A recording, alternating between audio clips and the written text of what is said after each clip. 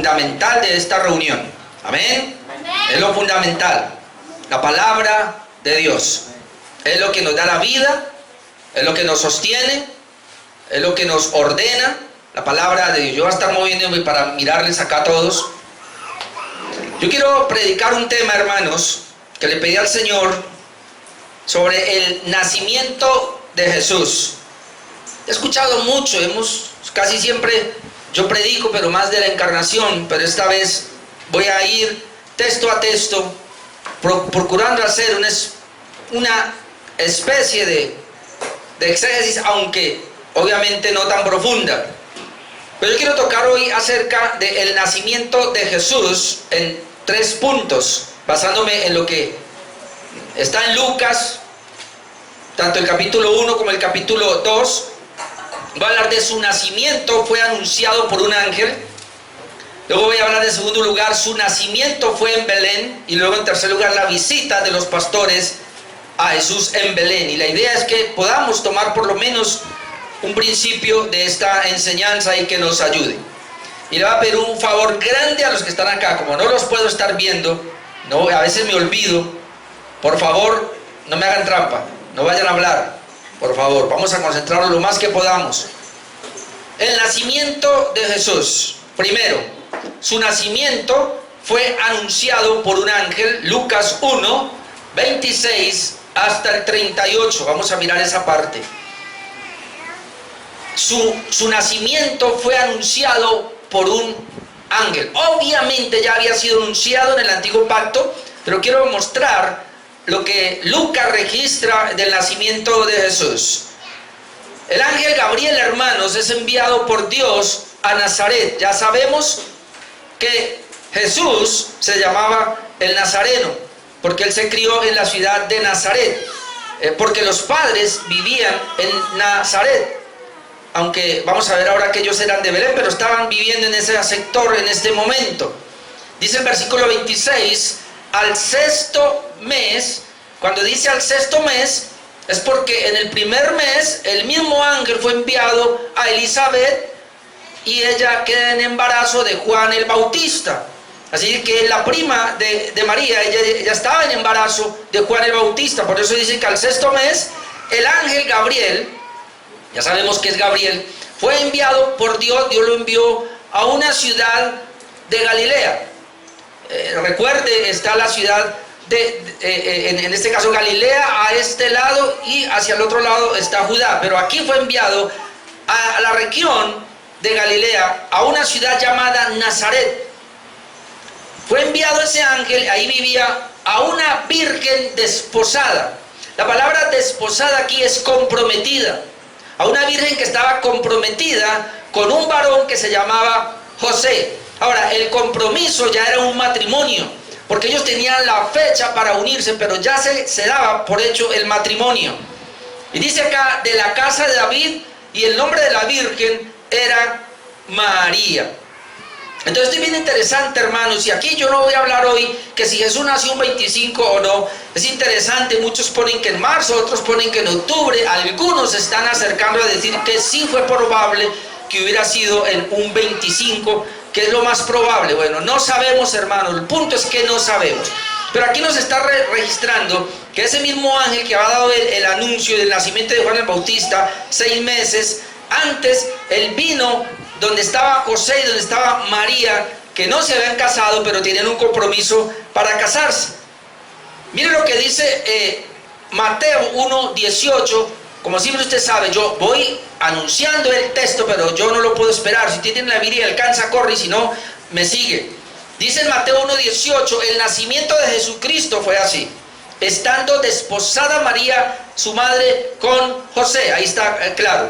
Antes que se juntasen, ¿ve? Entonces estaban en una relación, digámoslo, de compromiso matrimonial. Se halló que había concebido del Espíritu Santo. Ahora, note que esto es interesante, porque María, siendo virgen, María sin haberse casado todavía, con un compromiso, se halló concebida del Espíritu Santo. Ahí lo aclara. Ahora vamos a mirar qué pasó, pero volvamos a Lucas capítulo 1, versículo 28 al 29, para ver cómo María se turba con las palabras del saludo del ángel cuando él va y la visita a Nazaret. Ella estaba para casarse, todo iba muy normal. De repente, cuando llega el ángel, dice el versículo 28, y entrando el ángel en donde ella estaba, dijo: salve muy favorecida, el Señor es contigo, bendita tú entre las mujeres. Mas ella, cuando le vio, se turbó por sus palabras y pensaba: ¿qué salutación sería esta? Ahora, hay que mirar aquí algo, mi amado hermano, porque esta frase la toman para lo que se conoce como el Ave María. Y la toman, por lo menos lo toman de este pasaje y de otro. Pero aquí la palabra, cuando le dice salve, ese es un saludo, ¿no? Entonces saluda y le dice salve, es decir, la está saludando, recibe el saludo. Luego le dice muy favorecida. Hay otra palabra por ahí que le dicen que está llena de gracia. Bueno, pero aquí le dice eres muy favorecida, es decir, a usted, María, Dios la ha favorecido de una manera especial, es lo que le quiere decir. Pero ¿cuál es el favorecimiento sobre todo? El Señor está contigo. Un ser humano, el mayor favor que puede tener de Dios es la presencia de Dios en esa vida. No es lo material. Hoy día hay mucha gente predicando y hablando de cosas materiales, como que si Jesús hubiera venido a eso. Hermano, dice que ella era muy favorecida, y ese favorecimiento es que el Señor es contigo, está contigo de una manera especial. Y luego le dice: bendita tú entre las mujeres. Ahora, ¿por qué el ángel le dice que es bendita entre las mujeres? Por lo que vamos a ver ahora. No ha habido ni habrá una mujer que pueda concebir al mismo Dios en su vientre. Por eso ella es muy favorecida, y eso lo entendemos muy bien. Por eso cuando ella escucha esta salutación, dice: cuando le vio, se turbó por sus palabras. ¿Cuáles palabras? Pues que le dice: eres muy favorecida, el Señor está contigo, tú eres bendita entre todas las mujeres. Por eso ella se turba. Ahora vamos a mirar lo que dice el comentarista William Hendrickson acá, que es bien interesante. Dice, aquí la versión latina de Jerónimo, es decir, la Vulgata, dice gratia plena, es decir, llena de gracia. Y de ahí donde se han tomado para decir llena eres de gracia. Pero ahí la Biblia no dice llena de gracia, sino que está diciendo, está hablando del favorecimiento. Dice que no es una mala traducción, a menos que se interprete erróneamente como si significase. Escuche lo que él dice, porque esto es importante. María está llena de gracia, la que está a tu disposición para otorgarla a otros. Eso es error. Pues lamentablemente eso es lo que la Iglesia Católica ha enseñado, que María estaba llena de gracia y podía otorgar esa gracia a otros. Él dice acá, el verdadero sentido es, está llena de la gracia que ha recibido. Es decir, no es que María tiene una gracia, sino que ella había recibido una gracia. En un sentido único, dice William acá, eres una persona divinamente favorecida. El contexto inmediato prueba que esta interpretación es correcta, porque el ángel añade, el Señor es contigo. Hermano, déjeme decirle esto, no es diferente a Noé. Cuando Dios le dice, has hallado gracia, y no es diferente a nosotros. María no es diferente a ninguno de nosotros, en el sentido de que si hay algo que tenemos de Dios es por pura gracia. Cuando le dice, has hallado gracia, o el favor de Dios está sobre ti, lo que está diciendo es lo que ahora tú vas a tener, eso es inmerecido, no lo mereces. Es decir, María no era merecedora de la gracia de Dios, como tú y yo no somos merecedores de ningún favor de Dios. Tú no mereces, yo no merezco nada de Dios. Así que si tengo algo es por pura gracia. En esa misma condición estaba María. María pudo haber sido otra persona, pero Dios le plació que fuera ella, y por eso halló gracia. Aunque el texto, hermanos, no lo dice, creemos que la turbación de María se debió a la visita de Dios y a su encomienda, siendo ella una pecadora. ¿Cómo es posible que esto me pase? Y es que es así, cuando usted lee la Biblia, todas aquellas personas que fueron visitadas por Dios, todas aquellas personas a las cuales Dios les llegó para darles su favor, hermano, temblaban ante la presencia de Dios. Y entonces podemos ver que María estaba de esa manera. Ella se consideraba pecadora. Hay otra parte donde dice que Jesús es mi Salvador. Es decir, ella misma dijo que Dios era el Salvador de su vida, así que no hay problema ahí. Siguiendo aquí porque tengo que ir rápido, el ángel describe a María ahora la clase de hijo que tendría. Versículos 30 al 33. Y ahí vamos a encontrar por lo menos 5 cosas, 5 descripciones, hermano, de la clase de hijo. Mire lo que dice el verso 30. Entonces el ángel le dijo: María, no temas. Hubo que calmarle, el Señor siempre nos calma. Hermano, cuando hay un problema, una dificultad grande, el Señor siempre nos va a decir: no temas, porque el temor tira por el suelo todo. Es más, el temor, hermano, viene a ser una especie de incredulidad. Entonces, por eso le dice: no temas, y la apacigua, la calma con esa palabra, y porque has hallado gracia delante de Dios. Y ahora concebirás en tu vientre y darás a luz un hijo, y llamarás su nombre Jesús. Este será grande, será llamado Hijo del Altísimo, y el Señor Dios le dará el trono de David su padre, y reinará sobre la casa de Jacob para siempre, y su reino no tendrá fin. Dios favorece a María, y por eso le quita ese temor con las palabras del ángel. Y él le dice acá: María, no temas, has hallado gracia delante de Dios. Pero luego le dice: y concebirás en tu vientre. Ahí todavía María está escuchando apenas, pero la noticia que le da, hermanos, y aquí donde vamos a mirar 5 aspectos de esa criatura, de ese ser que María va a tener. Y obviamente acá está hablando del Hijo de Dios, de Jesucristo. Lo primero que le dice es que el nombre de Jesús, le da el nombre de Jesús, y el nombre de Jesús, y le dice la razón por la cual se va a llamar Jesús. Y ella sabía, porque dice: y le llamarás, y llamarás su nombre Jesús. Esa palabra Jesús es la misma palabra para Josué. Pues tenemos un Josué. Es la misma palabra que le está dando a Josué, el libertador. La palabra Jesús traduce el Salvador. Así que cuando ella, y yo quiero que vamos metiéndonos en María hasta el final. Hay una palabra que yo voy a traer de María, y es que ella estaba guardando todo en su corazón. Cuando la Biblia dice que ella guardaba, es que ella está meditando, y en este momentico yo estoy pensando, y vamos a meternos en el pensamiento de María, y es que ella está tratando de acomodar las palabras del ángel, porque ella está percibiendo no solamente lo sobrenatural, sino que lo que va a pasar aquí se va a dar el cumplimiento de la promesa del antiguo pacto del Mesías. Eso es lo que ella va a comenzar a ver. Por eso le dice: se llamará su nombre Jesús, y inmediatamente piensa, claro, un Salvador. Mateo 1:21 dice: y dará a luz un hijo, y llamará su nombre Jesús. Aquí ya está hablando con José. A José le dice también, ahora vamos a mirar por qué le dice eso: porque él salvará a su pueblo de sus pecados. La palabra Jesús traduce Salvador, y ese es que el nacimiento de Jesús fue para salvar al pueblo de sus pecados. Ahora míreme acá, hermano, qué pena decirle esto, pero no fue para prosperarte, no fue para sanarte, no fue para tener la mejor vida ahora, no fue para tener éxito en tu empresa. Jesús vino a salvarte. La encarnación de Jesús fue a salvarte.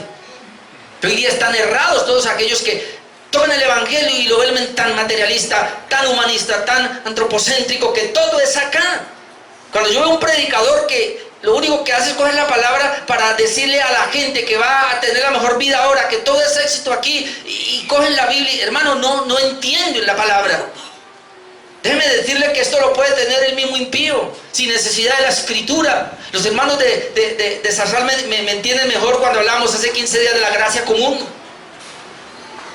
Pero para salvarnos, para tener un Salvador que nos pudiera reconciliar con Dios, se requería la encarnación, se requería que el mismo Dios tomara forma humana, y no había manera de tomar forma humana si no era milagrosamente meterse en el vientre y allí gestar el embarazo de una manera sobrenatural.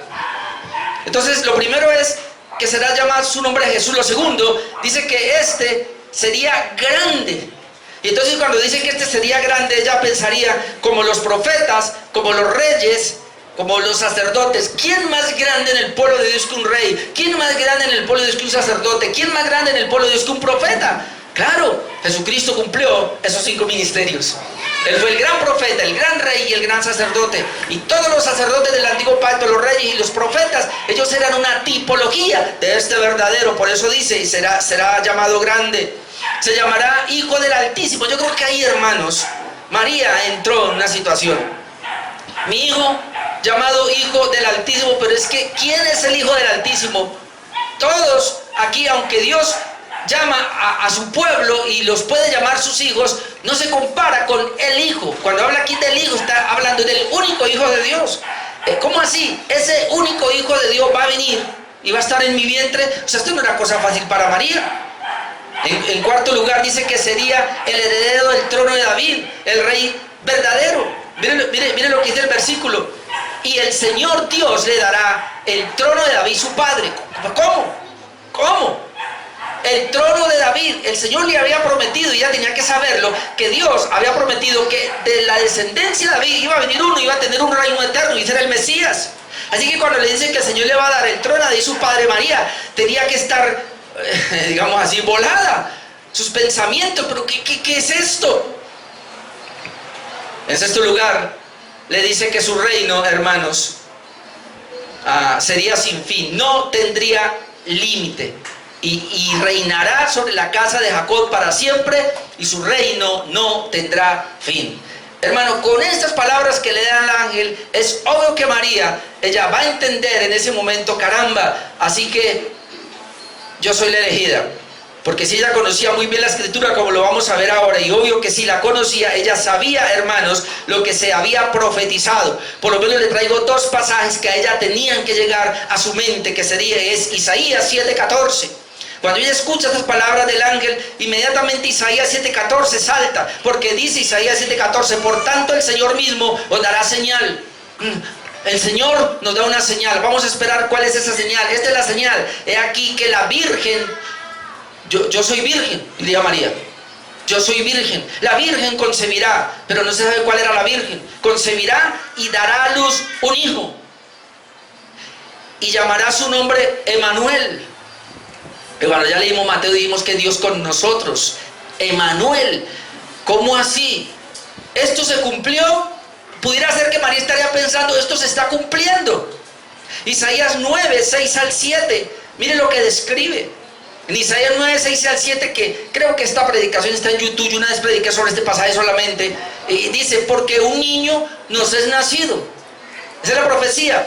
Hijo nos es dado. Escuchando al pastor Rubén Michelén, él decía que esta palabra, hijo nos es dado, es impresionante, porque lo que está diciendo entonces es que realmente Jesús no nació. Que realmente Jesús nos fue dado porque Él ya existía, hermanos. Recuerden que estamos hablando de la única persona. Nosotros no nos podemos confundir que aunque Jesús tiene dos naturalezas, una divina y una humana, pero Él es una sola persona. Así que el Hijo, como una sola persona, nos fue dado. Y es interesante. Y el principado sobre su hombro, y se llamará su nombre. Note esta expresión de estos nombres: admirable, consejero, Dios fuerte, Padre eterno, príncipe de paz. Así se va a llamar. Y luego habla, y lo dilatado de su imperio, es decir, va a tener un reino, un imperio, y la paz no tendrá límite. Ahora, sobre el trono de David, sobre su reino, dice que disponiéndolo y confirmando en juicio y en justicia desde ahora y para siempre. Y luego dice, el celo de Jehová de los ejércitos hará esto. O sea que María estaría pensando en estos pasajes, se está dando el cumplimiento. Se está dando el cumplimiento, porque ¿cómo es posible que este ángel venga y me diga todo eso? Y aún así, hermanos, que para cualquiera puede pasar. Yendo otra vez a Lucas 1, pero el versículo 34, vamos a ver cómo María, hermanos, aunque conocía la profecía, no sabía el cómo, y por eso ella pregunta. Ella ya está, digamos, de alguna manera el Señor la ha preparado, le ha dicho, vas a quedar en embarazo, vas a tener un hijo, el hijo va a ser de esta manera, y ella se impresiona. Pero entonces dice, pero espere, yo todavía no me he casado, no estoy en un matrimonio de palabra, pero todavía no nos hemos unido sexualmente. Y hermano, déjeme decirle que ella, la pregunta que hace es una pregunta correcta, porque no puede haber embarazo si no hay una relación sexual. Eso es obvio, no existe en la humanidad un embarazo sin una relación sexual. Y esa es la razón por la cual el versículo 34 María dice, entonces María, primero, antes de que le responda otra, le pregunta, ¿cómo será esto? Pues no conozco varón. Entonces ahí es donde nos damos cuenta que María era virgen, no conocía varón, y era muy normal que en esa época antes del matrimonio las jovencitas fueran vírgenes. Hoy día eso ya, la virginidad no vale nada, qué pena, ¿no? Pero en esa época valía, y déjeme decirle, ojalá que aquí hayan mujeres que hayan llegado vírgenes al matrimonio, gloria a Dios. ¿Cómo será esto? Pues no conozco varón, pues la única manera era teniendo relaciones sexuales, pues no es normal quedar en embarazo entonces sin vida sexual. Ahora, vamos a preguntarle a José, porque recuerde que el ángel no solamente va donde María, sino que también tiene que aparecerse donde José, porque no sé cómo fue esto, pero es muy probable que cuando el ángel le habla con María y le está diciendo todo esto que ella va a quedar en embarazo, de alguna manera la noticia corrió o le contó, no sabemos cómo fue, pero José se entera. Vamos a ir a Mateo, ahora sí, un momentico. Mateo.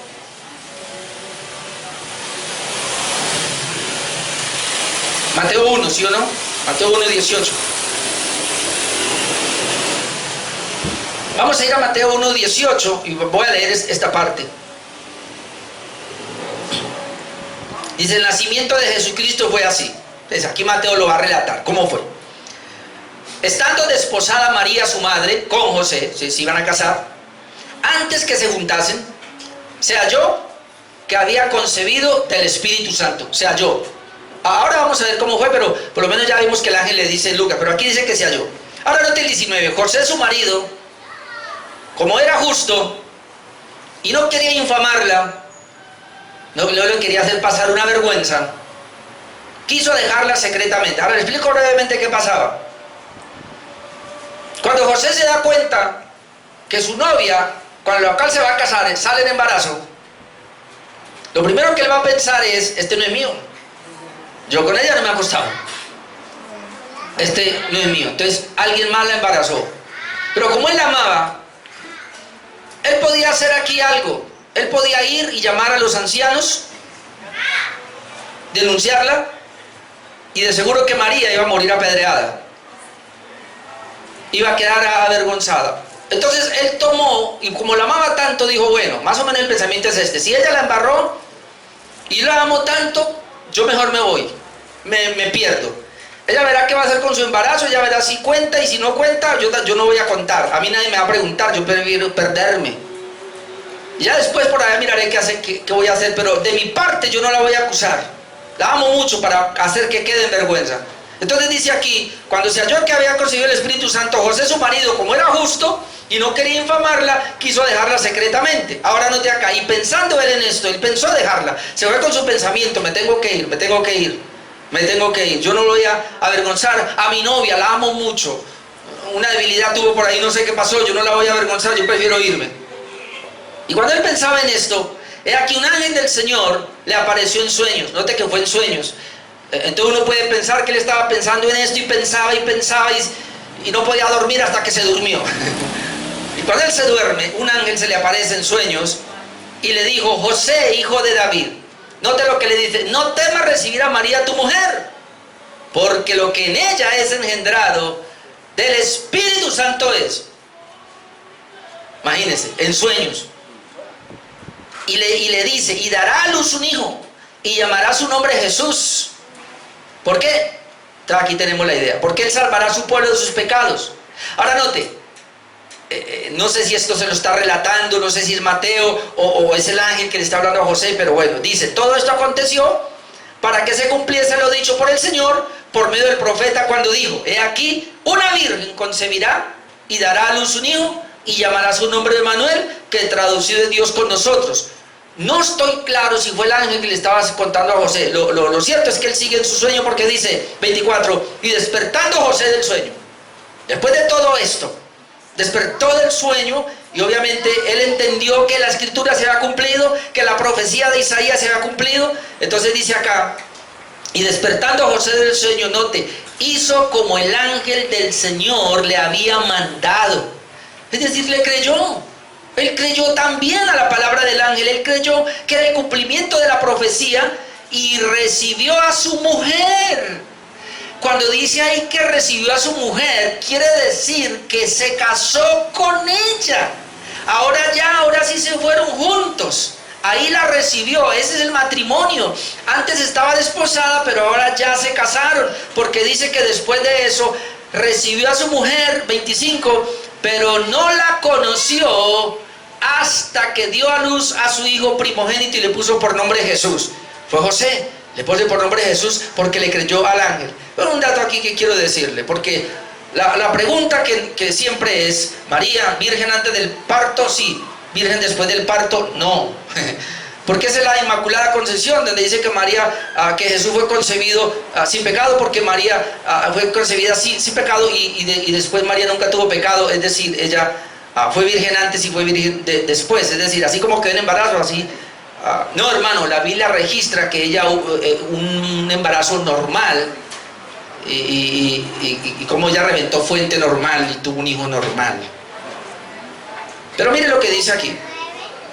Me ayuda el 25, pero no la conoció. La palabra conoció aquí es no tuvo relaciones sexuales con ella hasta, está la otra palabrita, hasta. Cuando usted le dice no la conoció hasta, ¿qué quiere decir?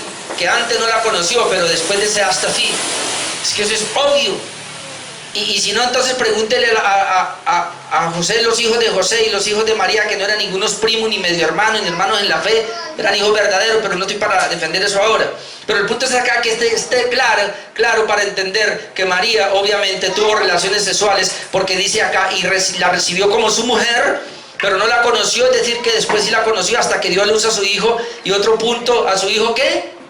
Primogénito. No unigénito. A su hijo. Esto también tira por el suelo la virginidad de María, o que no tuvo más hijos. Cuando dice que yo digo por ahí, yo tengo a mi hija primogénita, que es Angie Joana. ¿Por qué digo que es primogénita? Porque ahora ahí están las gemelitas. Entonces, en cambio, bueno, ustedes también hay un primogénito, pero ¿quién aquí es único? ¿Quién es unigénito aquí? Eso, Robin, mi hermano, sí puede decir que es unigénita.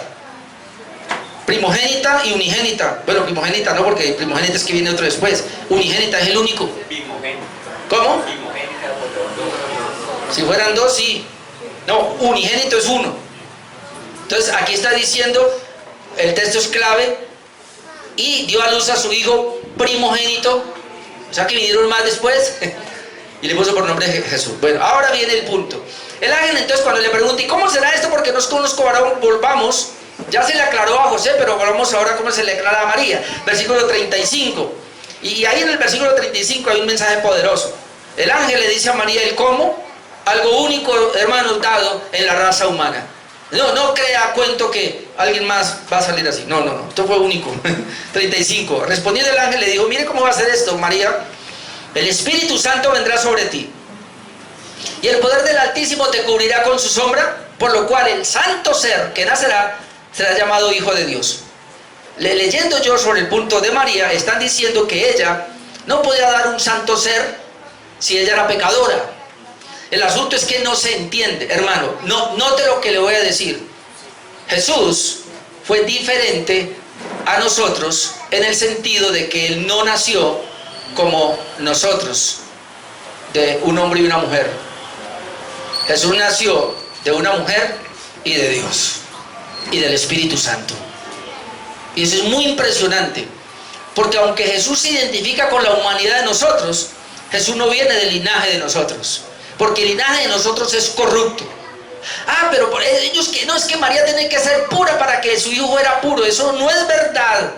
María era una pecadora como cualquiera, pero Dios, que es tan puro, tan santo, puso su ser, en este caso a su hijo, dentro de ese vientre puro, y así purificó el vientre para que naciera. Por eso dice, ¿cómo fue que lo hizo? Bueno, el Espíritu vendrá sobre ti.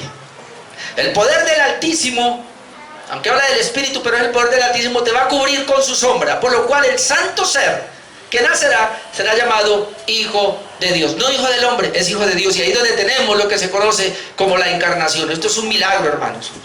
Esto nadie lo puede probar, nadie lo puede... de hecho, a Jesús lo acusaban de que él era hijo de fornicación, porque no todos creyeron cuando se dieron cuenta, José, ¿y usted cuando se unió con ella? Pero usted ya la llevaba con barriguita, ¿sí o no? Hermano, eso se supo. Y aún los fariseos, cuando el Señor les dice, ustedes son hijos de vuestro padre el diablo, nosotros no somos nacidos de fornicación, lo que le estaban diciendo, usted sí nació de fornicación. A José le pusieron los cachos, eso es lo que estaban diciendo. Pero no fue así, hermano, estamos viendo acá que fue un milagro de Dios.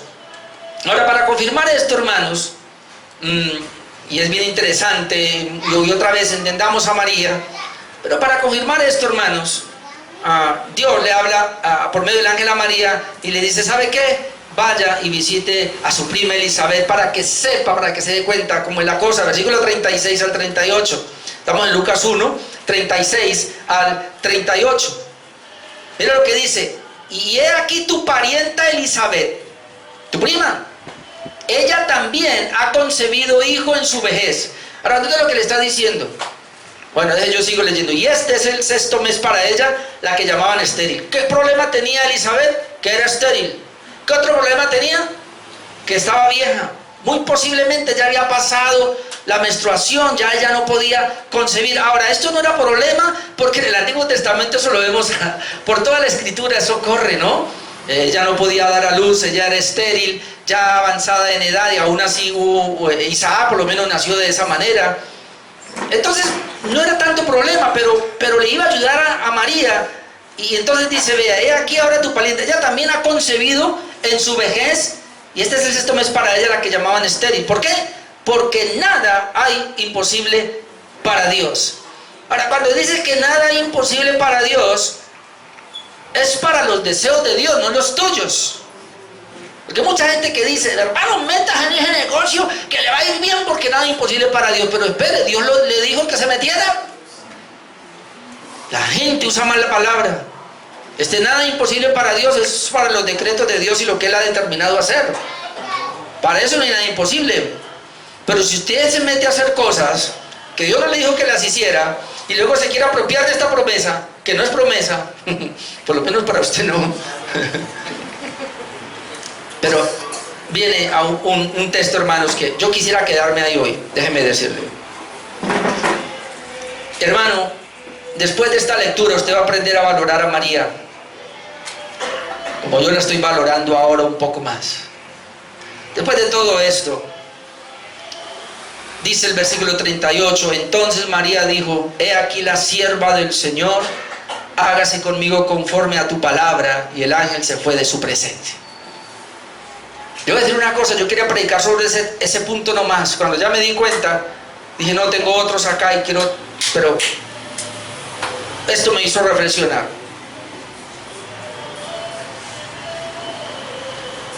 A María le han dado un estatus y ella no tuvo la culpa que no tiene. Y todo comenzó por la frase Teococos, ¿es que es? Que eso apareció como en el siglo II por ahí. Que traducía María, la madre de Dios. Pero ellos entendieron que esa expresión lo que quería decir era que era la madre de Dios en el sentido de que Jesús es Dios. Nunca fueron más allá.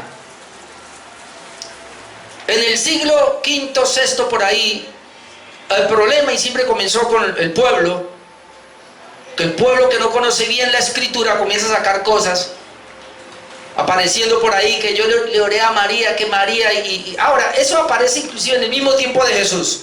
¿Se acuerda que Jesús va a visitar, no recuerdo ahora, un sector, y entre la multitud sale una señora y le dice, bendito los pechos que mamaste?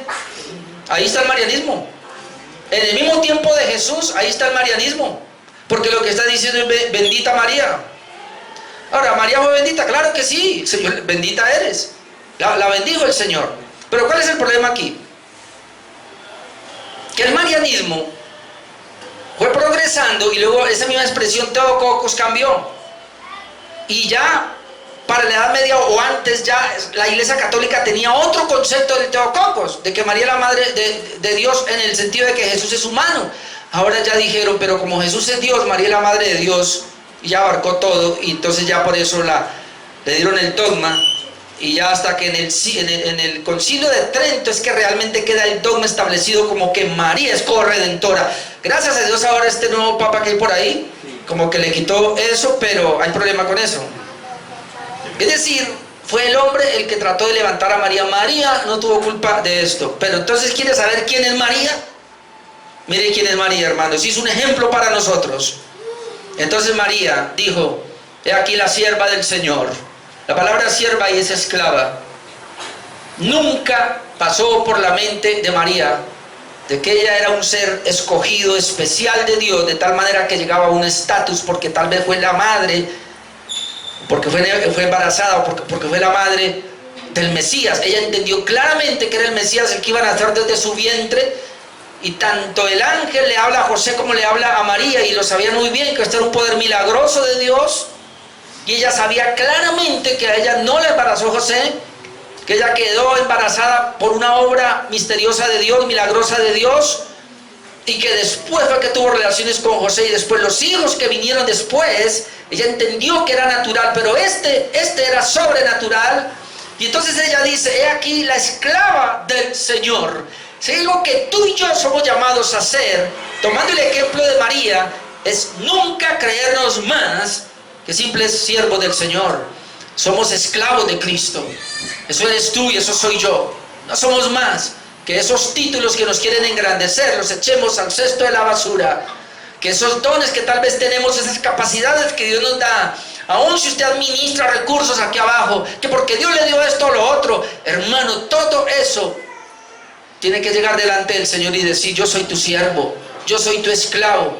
Pero solamente un esclavo, un siervo puede decir las palabras que siguen: hágase conmigo conforme a tu palabra, hágase conmigo conforme a tu voluntad.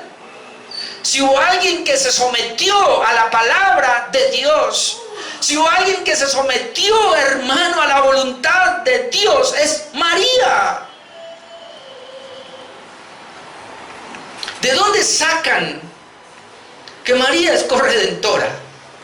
¿De dónde sacan que María puede ser intercesora? Cuando María dijo: yo soy la sierva del Señor, yo lo único que quiero es que se haga la voluntad de mi Señor. Hágase tu voluntad. ¿Sabe por qué tú y yo muchas veces no hacemos la voluntad de Dios? Porque nos creemos señores de nuestra vida, porque no somos siervos de Cristo, porque pensamos que vinimos a señorear, y lo primero que voy a señorear es mi vida. Se hace lo que yo digo, se hace como yo quiero, se hace como yo pienso. Por eso muchos de ustedes no van a una iglesia, porque hace lo que a usted se le da la gana y es señor de su propia vida. María no dijo así. María dijo: yo soy la sierva. Se quitó todo ese estatus de arrogancia y dijo: yo soy tu sierva. A partir de ahora, hágase conmigo conforme a tu palabra, Señor. Yo voy a hacer solo tu voluntad. ¿Qué es el evangelio que tenemos hoy día?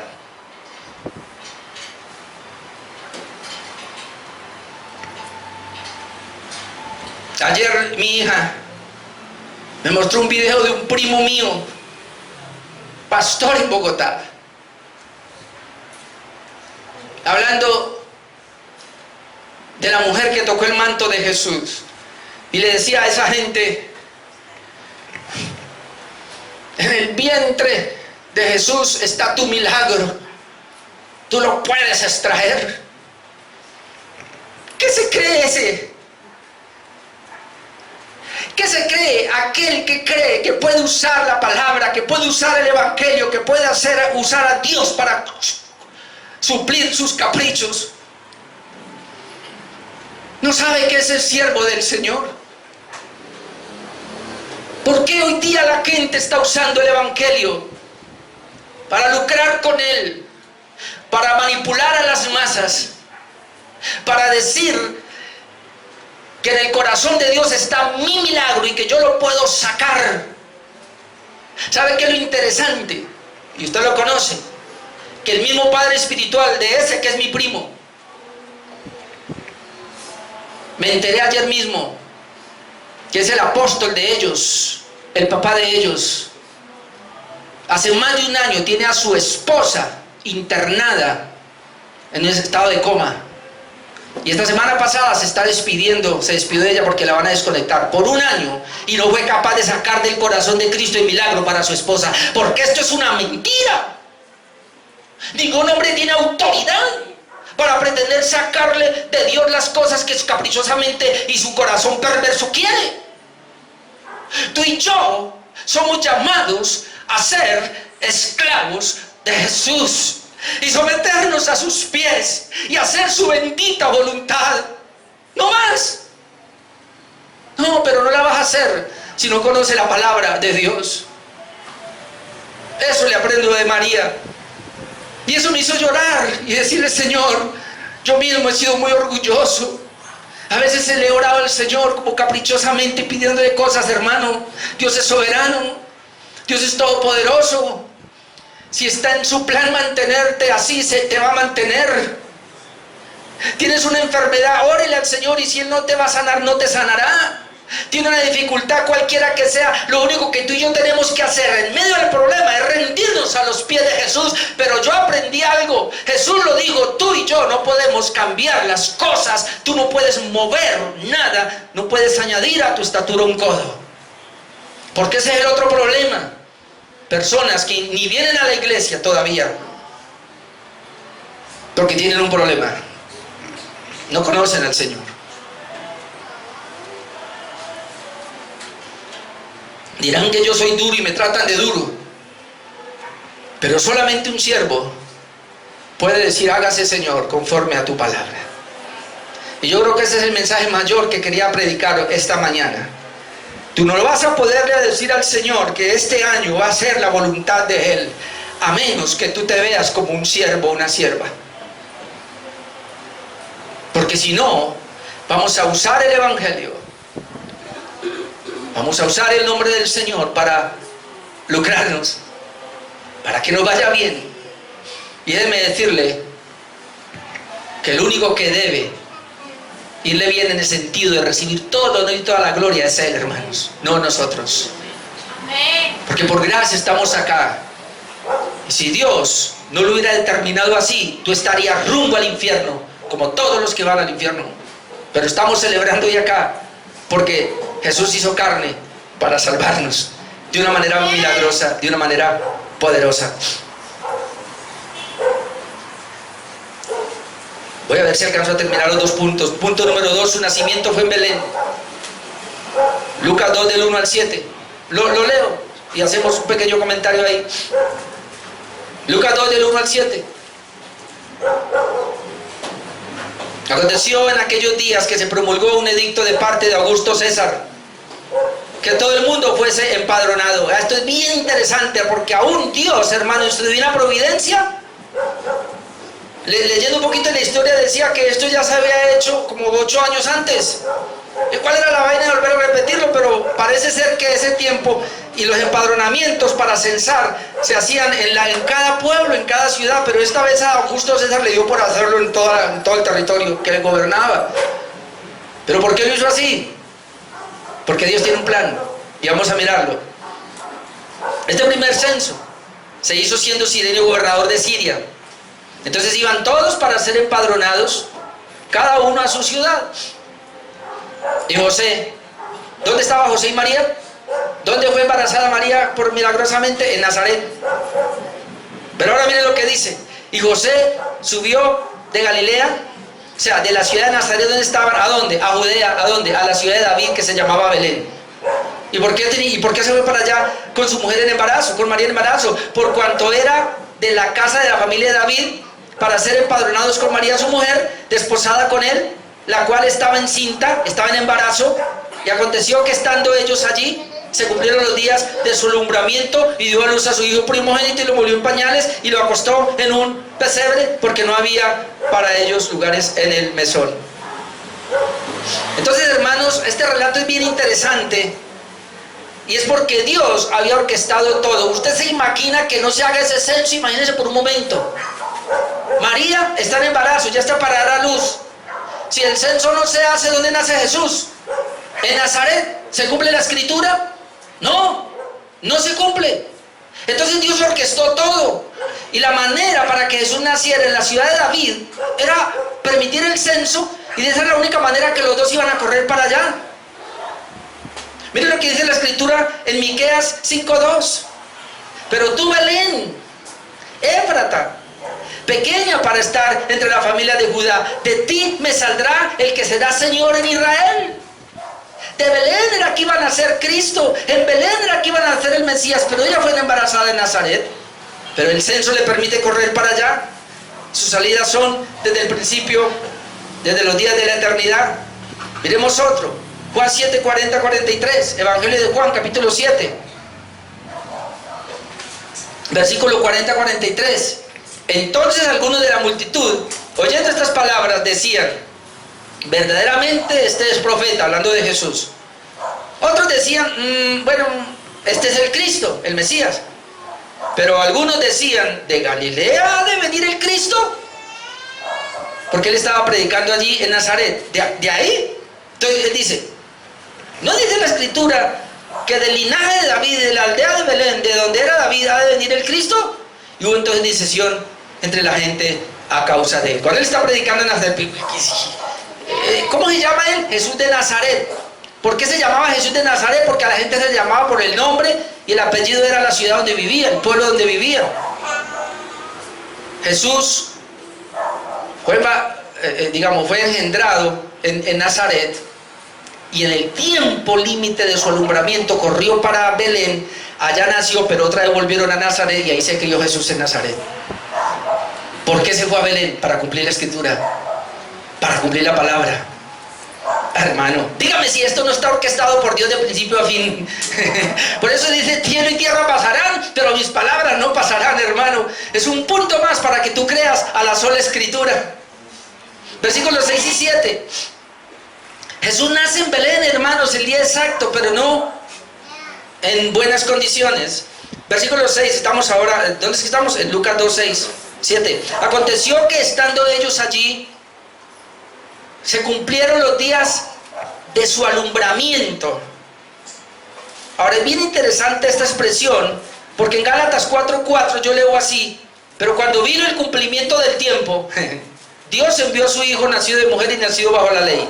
Cuando dice aquí que se cumplieron los días de su alumbramiento, no tanto está pensando en que en el momento, ya que a María se le cumplieron los 9 meses, sino que era el tiempo exacto de que naciera el Mesías. Y dio a luz a su hijo primogénito. Otra vez dijimos, el primero, venían otros. ¿Y qué hace? Normalmente lo envolvió en pañales como todo niño. Pero ¿qué más hizo? Y lo acostó en un en un pesebre, porque no había lugar para ellos en el mesón. ¿Dónde lo acostó? En un pesebre, en la pesebrera. Mirando esto, hermanos, y aquí hay muchas cosas, yo no voy a traer todo eso, interpretaciones que hay de al fin dónde fue que nació Jesús. Pero como era el tiempo del censo, imagínese usted las autoridades que ven en cada ciudad, y esas autoridades enviadas desde Roma, obviamente, ellas se cogían los mejores hoteles de nuestro tiempo, hostales, como quiera, residencia, no sé. Y entonces quedaban los de perfil más bajo. Y había una parte donde llegaban los campesinos y todo, con sus anos, con todo lo que traían, digamos, para la remesa, digámoslo, para la galería, de esa manera. Y había mucha gente, y no solamente los soldados que iban, sino los que venían a censarse al pueblo, así que eso estaba lleno. Y yo no sé si José y María llegaron como un poquito tarde, porque dice que cuando él nace, ¿qué pasa? Dice que lo acostó en un pesebre. La palabra pesebre acá puede ser traducida como pesebrera, o el lugar donde están pasando las bestias. Este campo, digamos, los caballos, las mulas, qué sé yo. Pero ojo lo que le voy a explicar. De todo lo que dicen, porque hay muchas maneras, la que yo creo que es más fiable es esta. Cuando llegaron al mesón, que el mesón era un lugar, digamos, de una residencia más o menos así, dice que en el segundo piso estaban las habitaciones, Y por lo general los dueños de las cargas traían las bestias y las dejaban abajo y dejaban las cargas en el primer piso, y ellos iban al segundo piso a dormir ahí, a pasar la noche. Pero cuando llegó Jesús, que no había lugar, hermano, llegaron allá, ¿a qué posibilidad había ahí? Y ya estaba ocupado todo arriba. Entonces, ¿qué pasó? Lo único que había, ahora, no es que, y aquí está complicado, porque hay quienes dicen que también en la parte del primer piso, que estaban obviamente las bestias, que estaba el lugar para la carga también las bestias, también habían ahí habitaciones, pero esas habitaciones eran solamente para los siervos, que llevaban esas mulas y esas bestias. Y algunos dicen que ni siquiera se encontró lugar para Jesús ahí, así que cuando Él nace, lo único que le encuentran es un lugarcito allí, donde estaba, digamos que el pasto para los animales. Pudiera ser. Así que, digámoslo de esa manera, ahí nació Jesús. Entonces dice, y lo volvieron en pañales y lo acostó en un pesebre, porque no había lugar para ellos en el mesón. Pero ¿qué nos está indicando todo esto, hermanos? Creo que el apóstol Pablo atinó cuando dijo en 2 Corintios 8:9, porque ya conocéis la gracia de nuestro Señor Jesucristo. Note, la gracia de nuestro Señor Jesucristo, o el favor de Dios en Cristo Jesús para nosotros, que por amor a vosotros se hizo pobre, siendo rico. Es decir, Jesús nació, digamos, en la pobreza más paupérrima. Y otra vez, no es que de pronto José no tenía para el cuartico, sino que era que no había lugar. pero nació, digamos, es una manera de identificarse de dónde nació, en un establo, en una pesebrera de animales, ahí lo acostaron. Por eso dice que siendo rico, se hizo pobre siendo rico, para que vosotros con su pobreza fueseis enriquecidos. Vamos, ¿a qué riqueza se refiere acá? A la riqueza espiritual, hermanos, porque fuimos bendecidos con toda bendición espiritual. ¿Dónde? En los lugares celestiales. En Cristo Jesús las bendiciones son espirituales. En Cristo Jesús las riquezas son espirituales. Pastor, y lo natural, el Señor dijo, eso viene por añadidura. No se preocupe. ¿Usted se debe preocupar por dinero? ¿Por lo de la tierra? Hermano, busque primero el reino de Dios y su justicia. Esto viene por añadidura. Pero la riqueza espiritual acá, la riqueza es espiritual. Aquí el comentarista William Hendriksen nos dice lo siguiente, hablando del punto, no había lugar para ellos en el mesón. Dice, no se debió a que el mesonero fuese cruel o inhospitalario, es decir, el dueño del hotel, sino porque el mesón ya estaba lleno. Así también hay corazones que nunca reciben a Cristo, ojo con esto, y esto no porque lo odien definitivamente, no, la gente ama al Señor, no lo odian, sino sencillamente porque estos corazones ya están tan repletos de pensamientos, de riquezas, de honores, de prestigio, de placeres, de negocios, etcétera, que no tienen lugar para Jesús, ni tiempo para reflexionar en su voluntad, ni deseo de dejar su camino para hacer lo que a Él le place. ¿Cuál es la aplicación que podemos tomar? Lo que los hombres se habían construido para morar, para descansar, no hubo un lugar de esos para poner a Jesús cuando nació. Jesús no nació en un cuarto con una cama. Al Señor tuvieron que ponerlo en un lugar improvisado porque no había lugar para Él en el mesón. Y lo que dice William Hendriksen es poderoso, porque la mayoría de la gente ahora en Navidad se han inventado una fiesta a nombre de Jesús, a nombre del niño Dios. Hacen su fiesta, pero es triste porque no hay lugar en el corazón para el verdadero Jesús, para el Salvador. No hay lugar en ese corazón. Hay lugar para todo. Y podemos estar repletos de regalos y de comida, que no es que sea malo. A mí ya me han dado regalitos por ahí. Ahora vamos a comer una buena natilla. Eso no es malo. Usted puede celebrar la Navidad, eso no es malo. El punto es, Jesús está morando en tu corazón. Jesús es el Señor de tu vida. Ese Jesús que celebra ahora durante todo el año va a estar contigo. Ese es el punto. Hay lugar en ese corazón para Jesús. Y déjenme termino, hermanos. Tranquilo que ya se duerme por la comida. La visita de los pastores a Jesús en el pesebre. Lucas 2, del 8 al 10, del 8 al 20. Hay muchas cosas, pero por lo menos déjeme le hablo de eso. Porque ya vimos la profecía del nacimiento de Jesús, cómo fue, luego el nacimiento como tal, pero ahora la visita de los pastores a Jesús en el pesebre. Lucas 2, versículo 8 al 12, vemos cómo los pastores fueron avisados por el ángel del nacimiento del Salvador.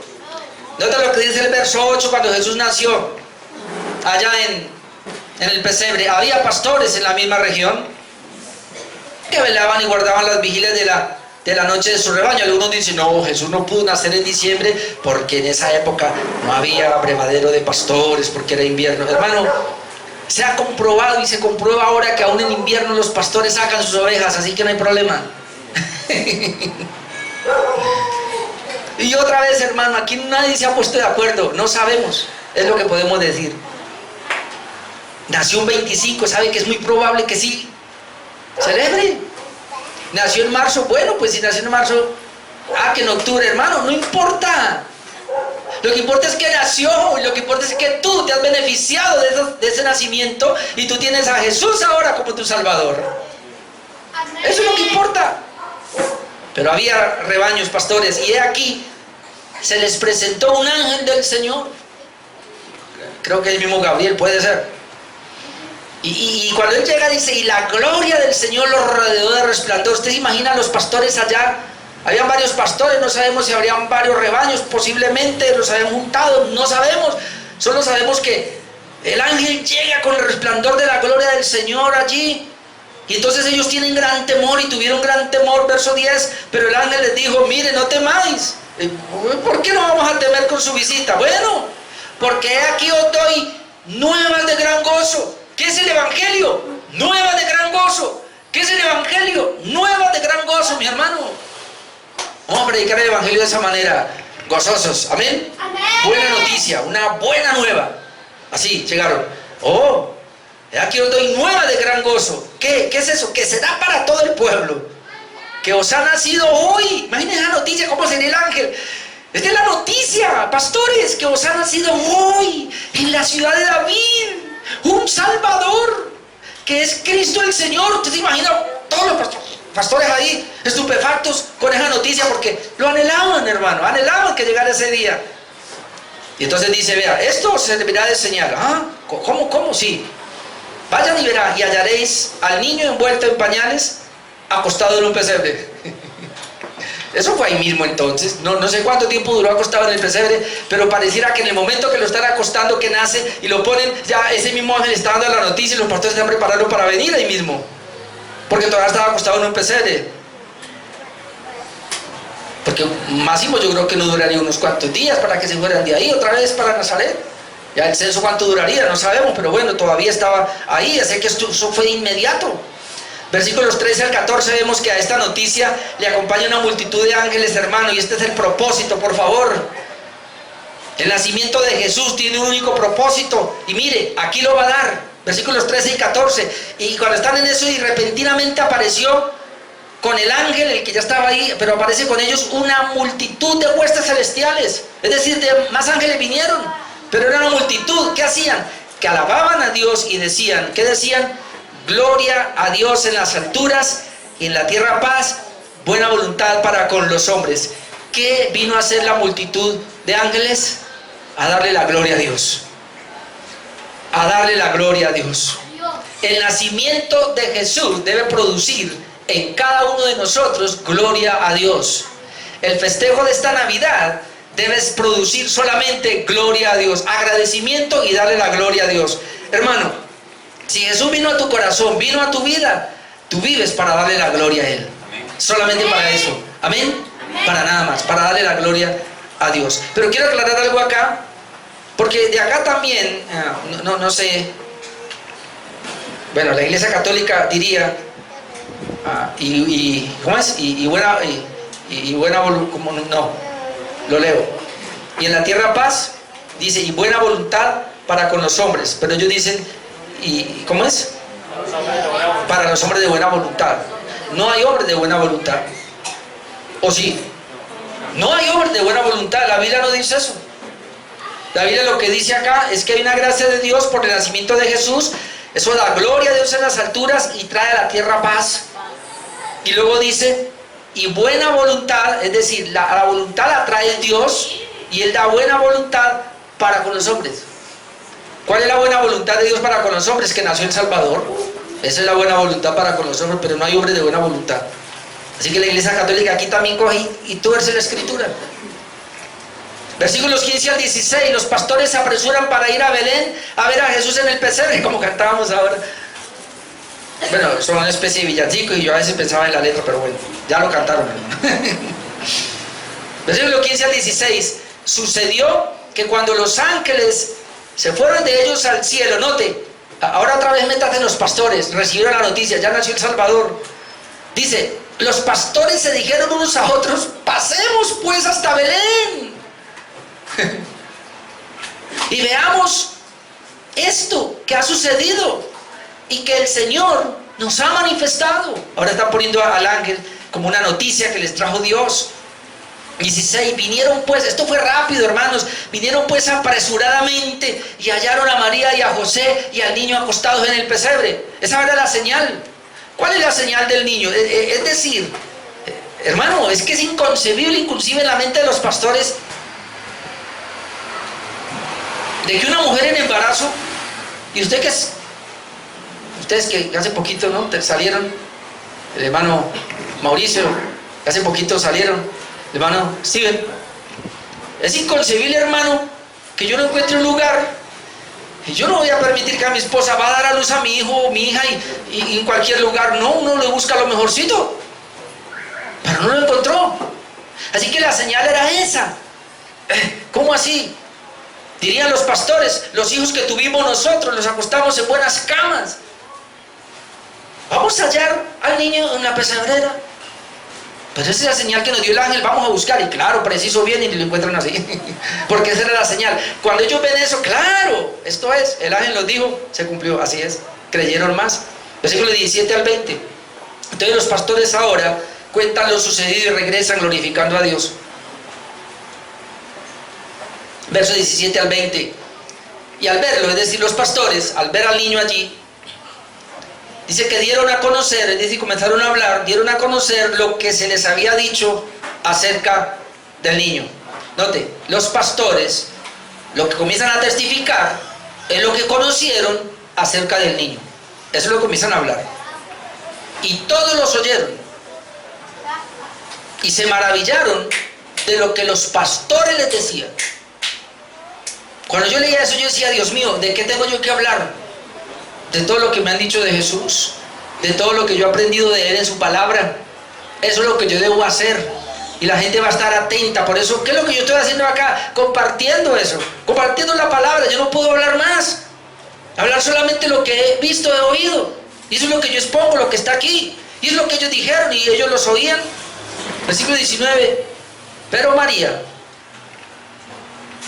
aparece María otra vez, guardaba todas estas cosas, meditándolas en su corazón. ¿Sabe que María fue una mujer muy prudente? Mujeres, aprendan de María esto. Bueno, hombres también, a ser prudentes. Ella no suele chismosear ni a contar esto. Dijo que comenzó a guardarlo en su corazón. Y comenzó a meditar eso, guardaba todas estas cosas. Y cuando yo leía esto, yo pensaba, ¿qué es guardar? La palabra guardar es obedecer. Por eso ella se ofrece y le dice, yo soy tu sierva, tú eres mi Señor, o sea, yo voy a hacer tu voluntad. Pero ella tuvo que atesorar primero todo en su corazón, comenzó a meditar todo lo que estaba pasando. Cuando veían que venían a adorar no alcanzamos para mirar los magos, pero cuando venían a adorar al hijo de ella que había tentado, esto lo guardaba y meditaba en su corazón. Versículo 20.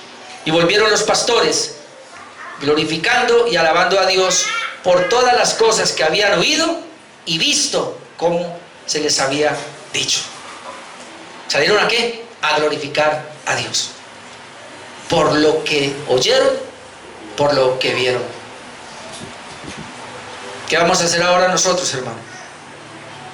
Estamos frente a una palabra que oímos y que hemos visto. Pero nos vamos a regocijar por eso, pero vamos a salir. Y usted se va a sentar a su casa, a los suyos, a su trabajo, su estudio, sus compañeros. ¿Qué vamos a hacer? ¿Qué vamos a hacer si somos siervos del Señor? ¿Qué vamos a hacer si le hemos dicho hágase tu voluntad? Hágase conforme a tu palabra. Lo único que podemos hacer es que lo que hemos visto y hemos oído, vamos a ir a darle la gloria al Señor y a seguir hablando de Él. Le damos gloria a Dios cuando hablamos de Él. Se fueron, dice, glorificando y alabando a Dios por todas las cosas que habían oído y visto, como se les había dicho. Pero y antes habían testificado de todo lo que habían oído. Así que, hermanos, por lo menos dos cosas fundamentales acá. Uno, nosotros, todo lo que sabemos de Jesús, de su nacimiento, todo lo que vimos hoy, primero, démosle la gloria a Dios por eso. Amén. Vivamos para darle la gloria a Dios. Segundo, hagamos como los pastores. Lo que oímos, démoslo a conocer. Testifiquemos, hablemos. Es la única manera. La iglesia no tiene un ministerio, digamos, preparado de evangelismo, porque cada persona debe ser un medio de evangelismo. Usted y yo somos responsables de llevar el evangelio de nuestro Señor Jesús. Como dijo el ángel, hoy nos ha nacido hoy en la ciudad un Salvador, y sus buenas nuevas, esas buenas noticias. Eso es lo que nosotros tenemos que llevar.